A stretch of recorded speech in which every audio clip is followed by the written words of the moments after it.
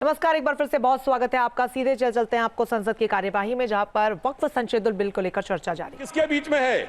ये शराफत अली और शरारत खान के बीच में मुकाबला है। हमारी सरकार शराफत अली के साथ खड़ी है, हमारी गरीब मुस्लिम के साथ खड़ी है। ये गरीबों गुर्बत वाले गुर्बत अली और सरमाएदारे वाले गाजी खान के बीच का इलाका है। मगर मैं कहना चाहता हूं महोदय, एक बात मैं बहुत स्पष्ट रूप से कहना चाहूंगा, इन जरूरतमंद मुसलमानों की लड़ाई के लिए मैं कह सकता हूं कि ये गरीब मुसलमानों के दिल की कसक और कट्टरपंथी वोट के ठेकेदारों के मन की ठसक के बीच में हमारी सरकार ने उस कसक का साथ दिया है, जिसके लिए मैं मानता हूं गरीब और पसमानदा मुसलमान निश्चित रूप से उनका आभारी होगा। हाँ, मगर जब इसकी बात आती तो भी माननीय खड़गे जी भी बोल रहे थे, माननीय संजय सिंह जी भी बोल रहे थे, मनोज झा जी भी बोल रहे थे कि साहब आपके यहाँ वो कितने पुजारी हैं और कितने किस वर्ग के पुजारी हैं। तो मैं उनको बताना चाहता हूं, केवल अकेले जूना अखाड़े ने पिछले साल 71 SC ST लोगों को महामंडलेश्वर बनाया है। अरे आपको हमारे सदन में बैठे हुए बाल योगी उमेश नाथ जी नहीं दिखते? वैसे तो कहा जाता है जात ना पूछो साधु की, मगर मैं बताना चाहता हूं विश्व हिंदू परिषद के 50,000 से अधिक पुजारी ट्राइबल्स में जो शेड्यूल कास्ट है जो काम कर रहे हैं। मगर मैं हद अदब से पूछना चाहता हूं, बताइए मुल्ला मौलवी मुफ्ती मुकर्रम बारी हाफिज में से कितने पसमंदा हैं? उसमें कितने जुलाहा अंसारी गौसी बताइए मिरासी कितने हैं? बाकी छोड़िए, पसंदला बोर्ड में है क्या? अरे वक्फ बोर्ड में है क्या?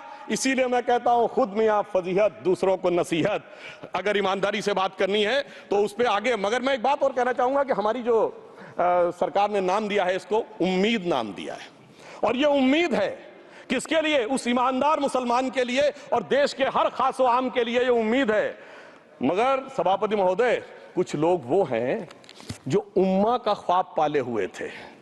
उम्मा शायद हमारे बहुत से लोग समझते हो ना समझते हो, पूरी एक एंटायर जो इस्लामिक खलीफत और राज होता है उसको उम्मा कहते हैं। उम्मीद वालों को तो उम्मीद की नई रोशनी दिख रही है, उम्मा वालों की उम्मीद पे पानी फिर रहा है। तो ये उम्मीद और उम्मा के बीच का भी मामला है। परंतु मैं ये भी कहना चाहूंगा सभापति महोदय, इसके बाद सिर्फ ऐसा ही नहीं था। प्रॉपर्टीज के ऊपर, तमाम सरकारी प्रॉपर्टीज पे, जिसमें बहुत डिटेल में हमारे साथी लोग गए, मैं डिटेल में नहीं जाना चाहता। भोपाल का विषय है, हैदराबाद का विषय है, मुंबई का है, लखनऊ का है, पटना का है, बहुत प्रकार से है। माननीय लालू प्रसाद यादव जी का विषय जब बताया गया था तो बहुत ज्यादा हमारे मनोज झा जी बोल रहे थे, तो अब मैं उसके डिटेल में नहीं जाना चाहता हूं। सबने वो वीडियो देखा है। बस एक लाइन में उनके लिए कहना चाहूंगा, वो कुछ भी बोल रहे हैं, जिसे कहते हैं बिगड़ी बात बने नहीं, लाख करो किनकोए, रहीमन बिगड़े दूध को मथे न माखन होए। अब जो बोलना था वो बोल चुके, सबके सामने वो आ चुका। अब एक बात और है, दूसरे धर्म स्थलों के बारे में विषय आता है, तो मैं याद दिलाना चाहता हूं केरला के कैथोलिक चर्च ने 31 मार्च 2025 को जो लिखा, सिर्फ उसकी लास्ट की 2 लाइन बोलना चाहता हूं। We request the central government to get the amendment bill passed as early as possible so that the tears of thousands of suffering people in the place like Munambam can be wiped out only by a legal amendment that can provide a permanent solution to their suffering.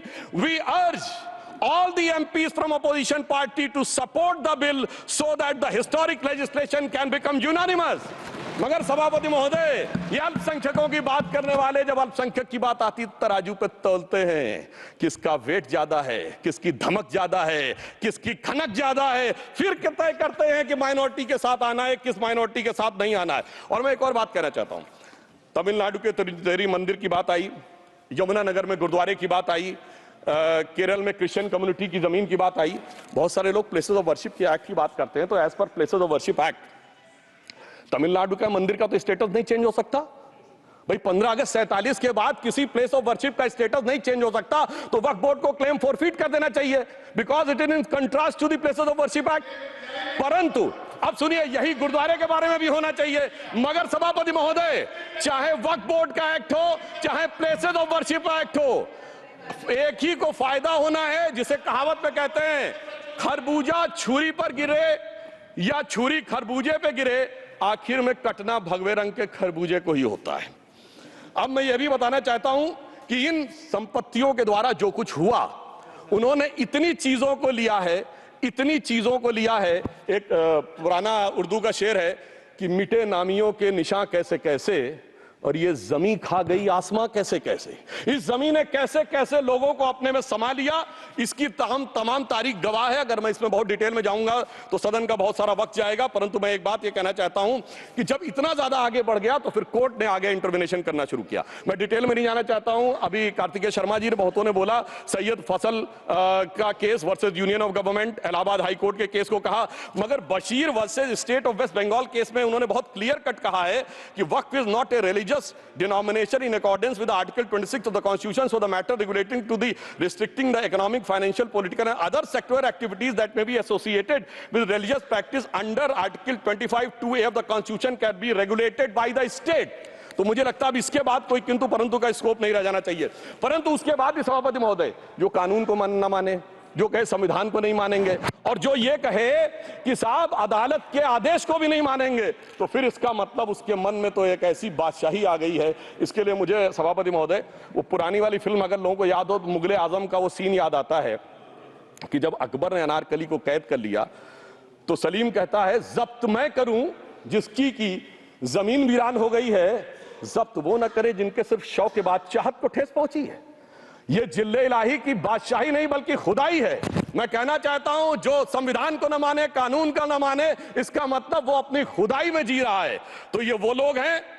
और वैसे मैं सभापति महोदय खुदाई से आजकल बहुत से लोगों को डर लगता है, क्योंकि जहां जहां खुदा है वहां वहां भगवान है, जहां जहां खुदा है वहां वहां भगवान है। बाकी आप सब बहुत बुद्धिमान हैं।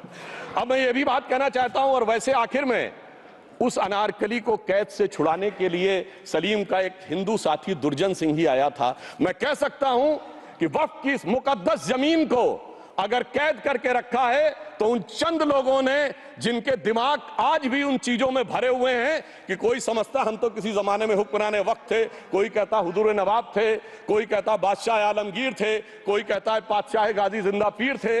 तो नदीमुल हक साहब ने जो बोला था ना, किसी के बाप का हिंदुस्तान थोड़ी है, बिल्कुल मैं कहना चाहता हूं जिन्होंने इस देश के लिए खून बहाया उनके बाप का हिंदुस्तान है, उस गरीब मुस्लिम कारीगर के बाप का हिंदुस्तान है।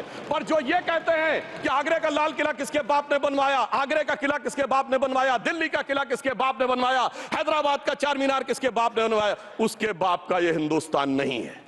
और उसके बाद भी जो आप करना चाहते हैं, अगर इस रास्ते में आप कांटे बिछाना चाहते हैं, तो उनके लिए एक लाइन कहना चाहता हूं सभापति महोदय, तेरी तमन्ना है पर हम खार न बोने देंगे, खार कांटों को कहते हैं, तेरी तमन्ना है पर हम खार न बोने देंगे, तुझे हम राह की दीवार न होने देंगे, तू सबको रौंद कर आगे जो निकलना चाहे हम तेरी इतनी भी रफ्तार न होने देंगे।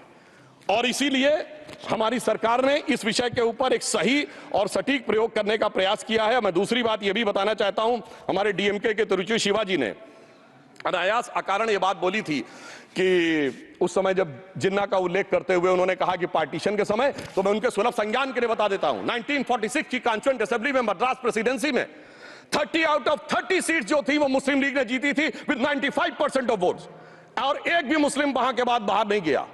इसलिए मैं ईमानदारी से कहना चाहता हूं फैक्ट को समझिए।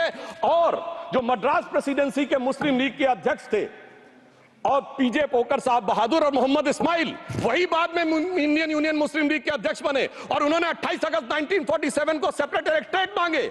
जो कोई जाके कॉन्स्टिट्यूएंट असेंबली की डिबेट में पार्लियामेंट किया, आप वेबसाइट पे पेज नंबर 270 पे जाके पढ़ लीजिएगा। सरदार पटेल ने बड़े गुस्से में इस बात को कहा, अब जो हो गया सो हो गया, एक रात में दिल नहीं बदल गया, मगर अब देश के लिए कैसे आगे बढ़ना है उसके लिए ईमानदारी से आगे आओ। और खैर मैं अंबेडकर जी और पटेल जी के बहुत सारे वो कोट कर सकता हूं, सारी बातों को छोड़िए, मगर अफसोस की बात यह है सर कि अभी मनोज झा जी ने बोला था हम में से कोई शक है, कोई हूण है और ये करिए। अरे भैया जमाने चले गए, अब जेनेटिक सीक्वेंसिंग का जमाना आ गया है। और जेनेटिक सीक्वेंसिंग ने क्या प्रूव किया है, दुनिया के सबसे बड़े मुस्लिम देश इंडोनेशिया के राष्ट्रपति आए थे और राष्ट्रपति भवन में उन्होंने डिनर के दौरान कहा कि few weeks back I got my genetic sequencing done and I was told that I am an Indian जीडीएनए।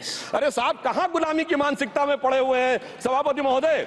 और यहां गुलामी की मानसिकता इस कदर पैबस्त है लोगों के दिमागों में, किसी सदन के एक सदस्य यहां विराजमान है, वो उस समय महाराणा सांगा का उल्लेख कर दिए मैं ईमानदारी से कहता हूं एक भी इंडियन सोर्स में इसका उल्लेख नहीं है, सारे के सारे फॉरेनर्स और लुटेरों के सोर्स में उल्लेख है। इसीलिए मैं कहता हूं ये गुलामी के जिन्होंने गुलाम बनाया उनके सोर्सेस पे यकीन ना करिए। और वैसे थोड़ा सा आउट ऑफ कॉन्टेक्स्ट होते ये भी बोल दूं, हमारे सदन के बहुत सदस्यों को नहीं पता होगा, अलेक्जेंडर के आक्रमण का किसी भारतीय सोर्स में कोई उल्लेख नहीं है, पोरस नाम के किसी राजा का उल्लेख नहीं है, सिर्फ और सिर्फ ग्रीक में है। इसलिए गुलामी की मानसिकता से बाहर निकलिए, तब इन चीजों को आप सही ढंग से समझने में सफल होंगे।